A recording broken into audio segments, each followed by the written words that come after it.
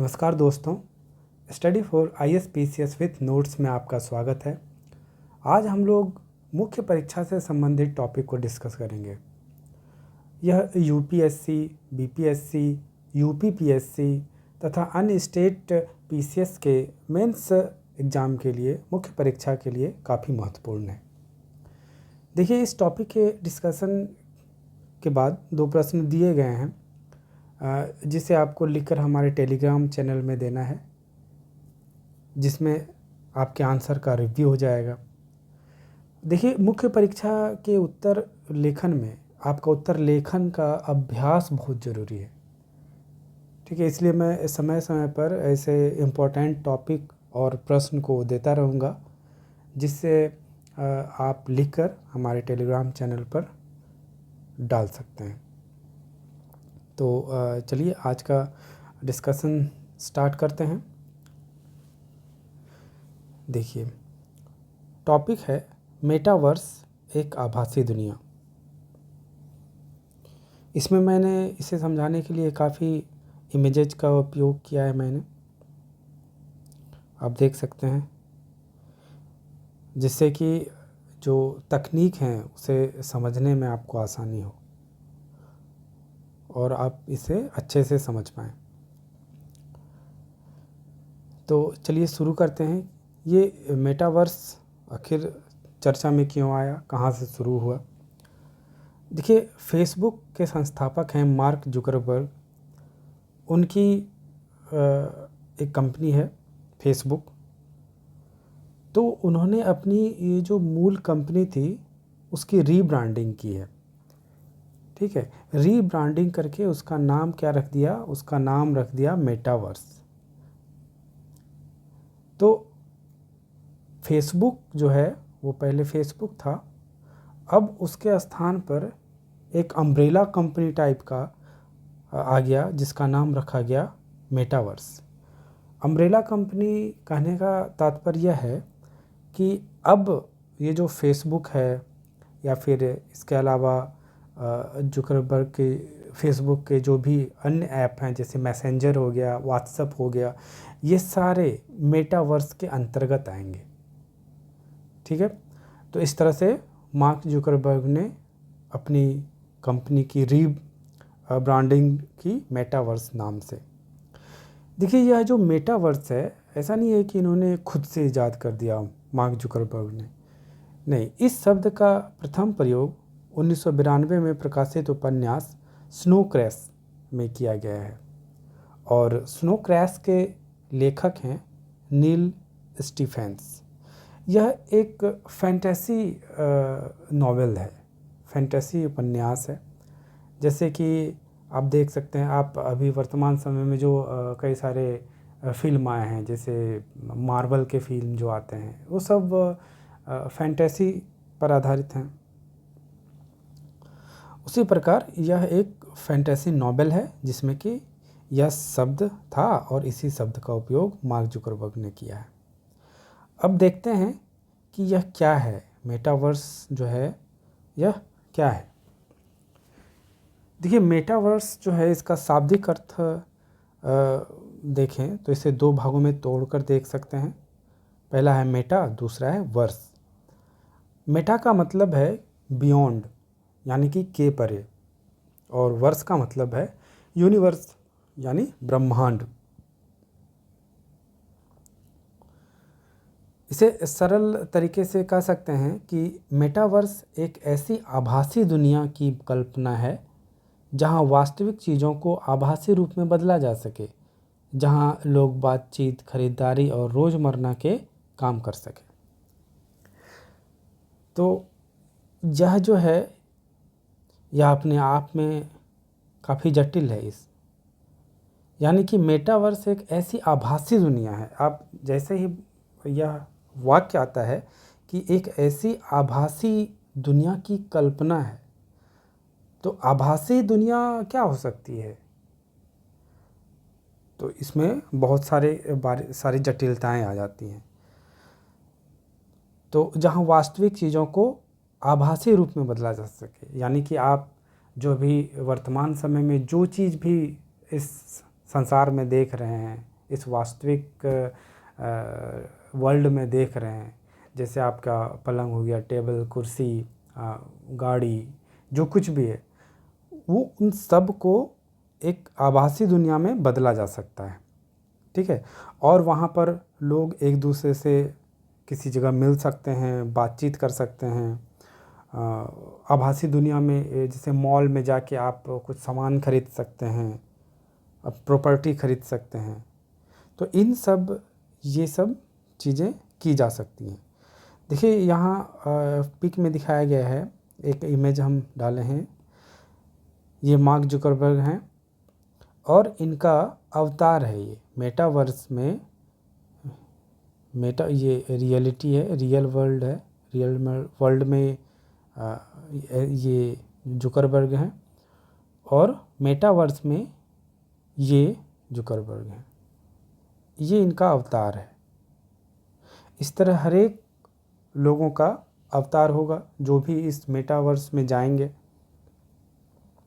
ठीक है, तो इसे और अच्छे से समझने के लिए मैं आपको एग्जांपल दूँ। अगर आप ये एक मूवी है रेडी वन प्लेयर, वो अगर देखे होंगे तो इस चीज़ को आप बहुत अच्छे से समझ सकते हैं।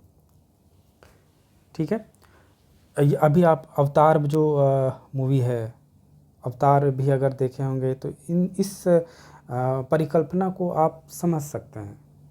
ठीक है, तो आगे बढ़ते हैं।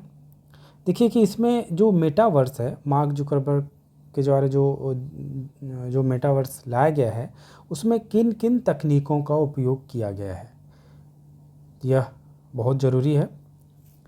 देखिए सबसे पहले हम लोग देखते हैं ऑगमेंटेड रियलिटी। ये क्या होता है ऑगमेंटेड रियलिटी? देखिए यह ऐसा तकनीक है जिसमें रियलिटी और वर्चुअल वर्ल्ड दोनों का मिलाप होता है। कहने का मतलब कि जैसे फॉर एग्जांपल आप देख सकते हैं अभी वर्तमान समय में जो सेल्फ ड्राइविंग कार होता है, ठीक है, सेल्फ ड्राइविंग कार, उसमें आपको कुछ नहीं करना पड़ता है, कार रोड पे चल रहा है और अपने आप वो मुड़ता है। अगर सामने कोई व्हीकल है तो वो अपने आप बगल हटता है, साइड लेता है। ठीक है, वो खुद अपने आप ही करता है। तो इसके पीछे कई सारे सॉफ्टवेयर काम करते हैं, बहुत सारी तकनीकें काम करती हैं। तो इन पूरे तकनीक को ऑगमेंटेड रियलिटी कहा जाता है, जहाँ पर कि वास्तविक चीज़ों को वर्चुअल के साथ, आभासी दुनिया के साथ दोनों को जोड़ा जाता है। अब जैसे कि अन्य एग्जांपल में, जैसे आप यहाँ पर एक ये कार वाला एक इमेज देख सकते हैं जिसमें कि कार चल रही है, सामने रोड है और रोड पे आपको या मैप ही दिख रहा है, आप कितना स्पीड चल रहा है वो दिखा दे रहा है, किधर जाना है ये दिख रहा है। ठीक है, और भी कई सारी फैसिलिटी इसमें मिल सकती हैं। अब देखिए कि एक गेम आया था पोकेमॉन। ठीक है, पोकेमॉन, इसमें क्या होता था कि आप अपने मोबाइल से उस गेम को इंस्टॉल कीजिए और इसमें कई तरह के इवेंट होते थे और उसे हाथ में लेकर चलना होता था और रियल वर्ल्ड में कहीं पर इतने दूर में या फिर इस लोकेशन पर कुछ चीज़ें मिलती थी और वो मिलती थी वर्चुअल, लेकिन आपको रियल में वहाँ जाना होता था। अगर आप रियल में वहाँ जाते हैं तो ही वो चीज़ आपको मिल सकता था। तो यहाँ पर रियलिटी और वर्चुअल वर्ल्ड दोनों का ब्लेंडिंग हो रहा है, तो इस तकनीक को ऑगमेंटेड रियलिटी कहते हैं। उसी तरह आप जैसे देखिएगा कि अभी आप एग्जांपल ले लीजिए लेंस कार्ट का। लेंस कार्ट, अगर आप चश्मा खरीदने जा रहे हैं तो वहाँ आपको एक ऐप है, उसे आप इंस्टॉल कीजिए। उसमें क्या होगा कि आपका चेहरा आएगा और आपको जो भी चश्मा ट्राई करना है उस चश्मे पे जैसे ही क्लिक कीजिएगा कि तो वो चश्मा आपके चेहरे पे आ जाएगा और आपको फिर पता चलेगा कि ये चश्मा मेरे पे सूट कर रहा है कि नहीं कर रहा है, कैसा लग रहा है मेरे पे। तो ये जो तकनीक है ये ऑगमेंटेड रियलिटी से ही संभव हो पाया है। तो आई होप कि ये ऑगमेंटेड रियलिटी आप समझ गए होंगे कि क्या है। जैसे कि ये गूगल लेंस जो भी होता है, जैसे गूगल लेंस, आप गूगल लेंस खोलकर किसी भी वस्तु के सामने उसको दिखाइएगा तो वो उसको कैच कर लेता है, उसको जो भी स्ट्रक्चर है, जो भी चीज़ें हैं, उसको कैच करके वो आपको बता देगा कि ये क्या है, और उससे रिलेटेड इन्फॉर्मेशन भी आपको दे देगा। तो ये भी एक तरह का ऑगमेंटेड रियलिटी है। ठीक है, आगे बढ़ते हैं। दूसरी तकनीक है वर्चुअल रियलिटी। अभी हम लोग ऑगमेंटेड रियलिटी देखें, दूसरा है वर्चुअल रियलिटी, VR। इसमें क्या होता है ना, यह पूर्णतः आभासी होता है। ठीक है, और यह जो है मुख्यतः जो VR हैंडसेट होता है, VR हैंडसेट, जैसे कि ये देखिए, ये VR हैंडसेट है जिसमें ये वाला जो है ये आँखों में पहना जाता है और ये दोनों हाथों में पहना जाता है। ठीक है, तो इनके द्वारा इस जो VR हैंडसेट है, इसके द्वारा हम लोग वर्चुअल वर्ल्ड में जाकर जो भी करना है, जैसे गेम खेलना है या फिर कहीं जाना है, जाने से मतलब है जैसे कि आप मॉल में देखे होंगे कई तरह के 3D गेम रहते हैं, उसमें आपको बिठा दिया जाता है और वो पूरा आपके आँखों में वो VR हैंडसेट दे दिया जाता है, लगा दिया जाता है और एक मशीन पे बैठा दिया जाता है जिसमें वो हिलते डुलते रहता है। तो रियल में क्या होता है कि वो एक जो गाड़ी होता है जिसमें ट्रेन होता है, ट्रेन में बैठते हुए आपको दिखाया जाता है और काफ़ी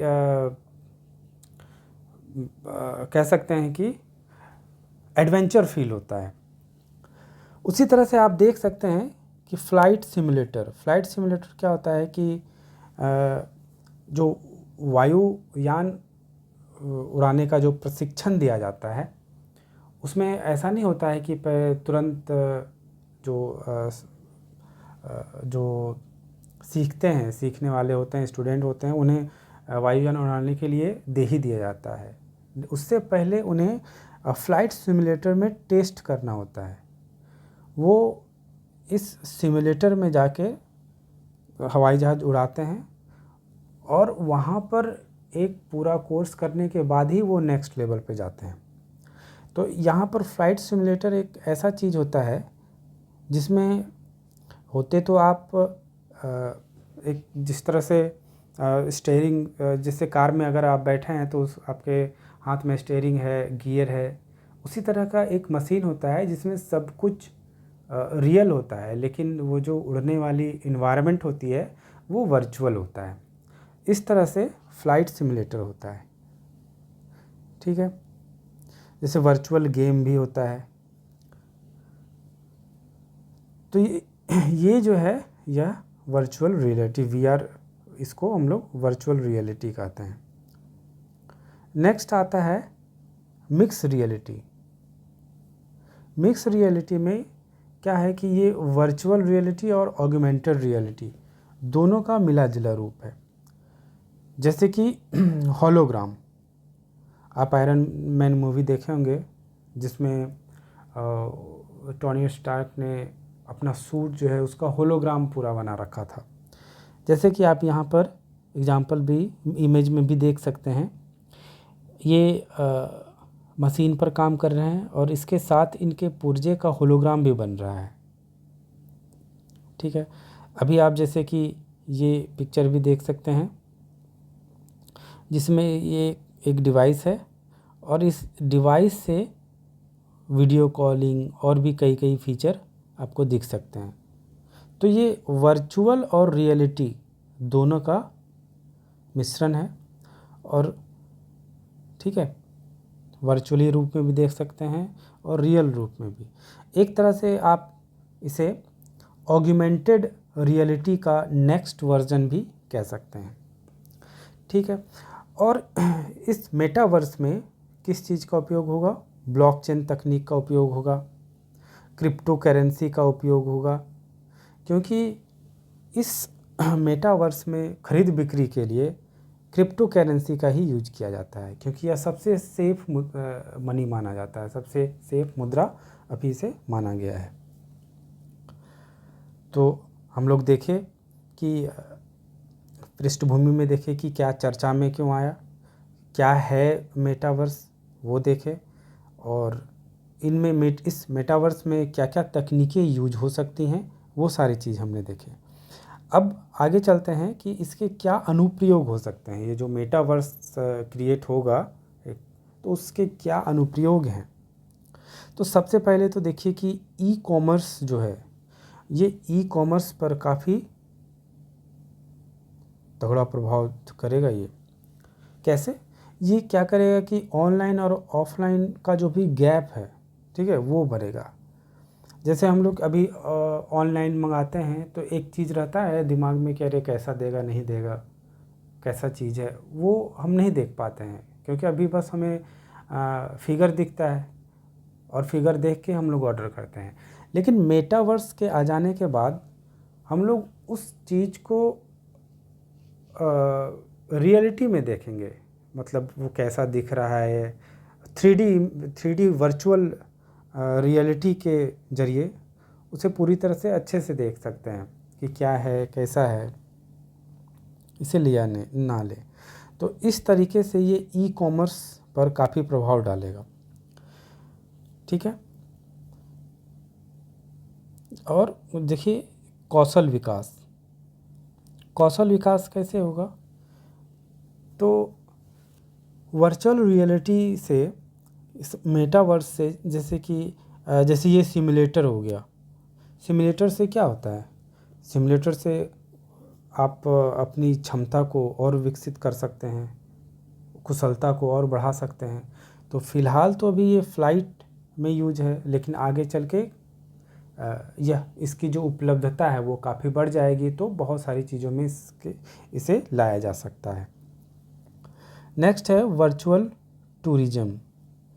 ये वर्चुअल टूरिज़्म से यहाँ पर अभी आप देखिएगा कि गूगल मैप में ही 360 डिग्री व्यू का एक ऑप्शन आता है, जिसमें आपको अपने आगे पीछे इस तरह से मोबाइल घुमाने पर आपको पता चलेगा कि पीछे ये है, आगे ये है। तो ये जो है अभी ये वर्चुअल टूरिज़्म कह सकते हैं कि अगर आपको कहीं घूमना है, जैसे ताजमहल घूमना है, तो आप इस मेटावर्स में जाके एक ही स्थान पर आप बैठकर, लेकिन मेटावर्स में जाकर उस पूरे जगह को वर्चुअली घूम सकते हैं। तो इस तरह से मेटावर्स में वर्चुअल टूरिज़्म की भी संभावना काफ़ी है। इसके बाद सीखना और सिखाना। देखिए मेटावर्स के आ जाने के बाद कुछ चीज़ें जो सीखने वाली चीज़ें ये नेक्स्ट लेवल पे चली जाएंगी। जैसे अभी हम लोगों को इलेक्ट्रॉन, प्रोटॉन, न्यूट्रॉन, इन सब चीज़ों को समझना पड़ता है अपने फैंटेसी के द्वारा। लेकिन अगर आप इस मेटावर्स का उपयोग करते हैं तो आप इसे होते देख सकते हैं, कैसे काम करता है ये, कैसे स्पिन करता है इलेक्ट्रॉन, प्रोटॉन। और इसके साथ ही आप स्पेस टेक्नोलॉजी को भी बहुत अच्छे से समझा सकते हैं। जैसे कि इस फिगर में आप देख सकते हैं, इस VR टेक्नोलॉजी के ज़रिए ये बच्चा अच्छी तरह से समझ सकता है कि ये सूर्य है, ये ग्रह है, कैसे चक्कर लगा रहा है, ये शनि है, तो ये कैसे अपने स्थान पे है। तो जो अगर आप अपने आँखों से देख रहे हैं चीज़ों को, तो उससे ज़्यादा अच्छे से समझ में आती हैं। तो इस तरह से केमिस्ट्री में, बायोलॉजी में, ठीक है, फिजिक्स में, इन सब का लाइव प्रयोग हो सकता है और लाइव दिखा के बच्चों को अच्छी तरह से समझाया जा सकता है। और है स्वास्थ्य देखभाल। इसमें क्या होगा कि टेलीमेडिसिन, जो अभी वर्तमान में टेलीमेडिसिन की सुविधा है वो, और टेली हेल्थ जो है, ये भी नेक्स्ट लेवल पे चले आएगा। जैसे कि आप इस इमेज में देख सकते हैं कि VR के थ्रू ये जो दिमाग है, जैसे जो भी मरीज़ हैं या फिर उसके किसी भी अन्य अंग में जो खराबी है उसे वर्चुअल रूप से देखा जा सकता है और उसे क्यूर करने का तरीका भी ज़्यादा अच्छे से ढूंढा जा सकता है। इस तरह से मेटावर्स के अनुप्रयोग हैं।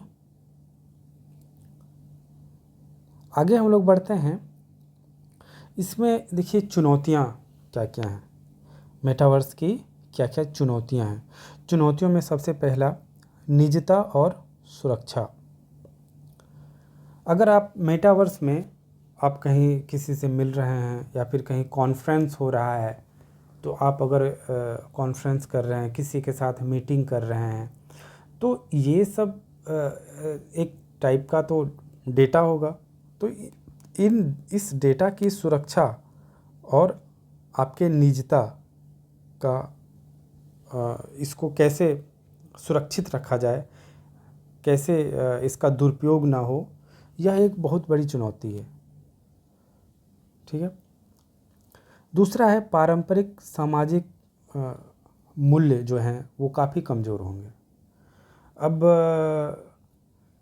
तकनीक के आ जाने से देखिए कि लोग ऐसे ही अभी वर्तमान समय में एक सिंपल एंड्रॉयड मोबाइल आ जाने से एक दूसरे से लोग कटे हुए रहते हैं।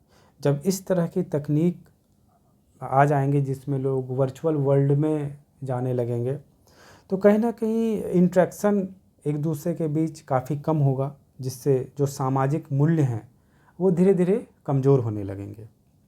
ठीक है। नेक्स्ट है महंगे उपकरण। देखिए मेटावर्स में जाने के लिए सबसे पहले तो आपको 5G तकनीक जो स्पीड होती है, इंटरनेट स्पीड, वो चाहिए। इसके साथ आपको VR AR इन सब को यूज करने के लिए जो डिवाइस होता है वो चाहिए होता है। तो वो जो होते हैं वो काफ़ी महंगे होते हैं। तो महंगे उपकरण होने के कारण इसमें सिर्फ अमीर लोगों की पहुंच होगी। ठीक है। तो इससे क्या होगा, और अमीर लोगों की पहुंच होगी जिससे असमानता भी बढ़ेगी, और कहीं न कहीं यह सिर्फ विकसित देशों के लोगों तक इसकी पहुंच बन पाएगी। नेक्स्ट है डिजिटल डिवाइड। देखिए भारत जैसे देशों में महज 43% ही इंटरनेट का उपयोग करते हैं। तो सोच रहे हैं अगर पूरी आबादी में 43% ही इसके इंटरनेट का उपयोग कर पाते हैं, यानी कि सीधा सा बात है कि इनका आधा ही इस मेटावर्स, या बहुत कम लोग ही इस मेटावर्स में इंटर कर पाएंगे या फिर इसका उपयोग कर पाएंगे। तो एक तरह का क्या होगा, डिजिटल डिवाइड होगा। मानसिक स्वास्थ्य पर प्रभाव। अब इस मेटावर्स में इंटर करने के बाद लोगों के इस पर क्या मानसिक प्रभाव, उसके व्यक्ति के स्वास्थ्य पर क्या प्रभाव पड़ेगा, यह भी एक चिंता का विषय है। इसके बाद वास्तविकता से दूरी। अगर इस आभासी दुनिया का विस्तार ज़्यादा हो जाएगा तो कहीं ना कहीं वास्तविकता और आभासी दुनिया की जो दूरी है वो धीरे धीरे मिटने लगेगी। तो ये सब चुनौतियां हैं। आगे बढ़ते हैं वे फॉरवर्ड पर, जो क्या इसमें और किया जा सकता है वो हम लोग देखेंगे। देखिए कि जो तकनीक है, अभी तकनीक और विकसित होना है, तकनीक का और विकास होगा। सुरक्षा का बेहतर प्रबंध होना चाहिए। अगर आप मीटिंग कर रहे हैं कहीं या फिर वर्चुअल वर्ल्ड में कहीं जा रहे हैं तो सुरक्षा का जो है, आपके जो डाटा हैं, आपकी जो निजी इन्फॉर्मेशन है, उनकी सुरक्षा का बेहतर प्रबंध होना चाहिए। इसके बाद जो डिजिटल अंतराल होगा, उस डिजिटल अंतराल को, यानी कि जो डिजिटल डिवाइड्स है उसको कम करना होगा। नेक्स्ट है कि सुरक्षित और सुदृढ़ मेटावर्स पारितंत्र का विकास करना होगा, यानी कि एक सुरक्षित और सिक्योर जो इन्वायरमेंट है, एक सिक्योर इन्वायरमेंट का डेवलपमेंट करना होगा। इसके लिए। ठीक है, तो इस तरह से आप देख सकते हैं।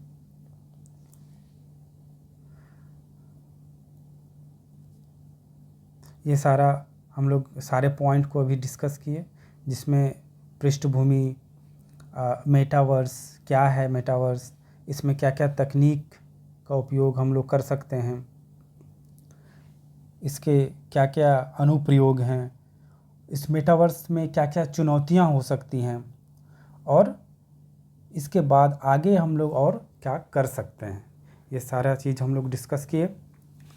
तो इस पर 2 क्वेश्चन बनता है, मेटावर्स क्या है, इसके क्या लाभ हैं, और आने वाले भविष्य में इसके क्या चुनौतियां हो सकती हैं, विश्लेषण करें। एक क्वेश्चन ये है। दूसरा क्वेश्चन है, मेटावर्स क्या है, इनके अनुप्रयोगों पर चर्चा करते हुए बताएं कि भारत में एक सुलभ और सुरक्षित मेटावर्स पारितंत्र के लिए किन किन कारणों पर विचार करने की आवश्यकता है। यह 2 क्वेश्चन है। आप चाहें तो इसे लिखकर हमारे टेलीग्राम चैनल पर दे सकते हैं, जिसका लिंक डिस्क्रिप्शन में दिया हुआ है।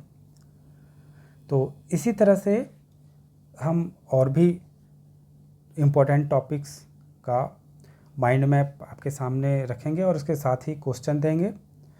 आप अपने इस क्वेश्चन आंसर का अभ्यास को जारी रखिएगा, और कहीं ना कहीं ये आपके उत्तर लेखन में बहुत सहायता करेगा।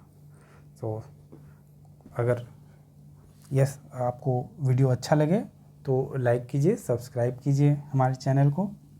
Thank you very much.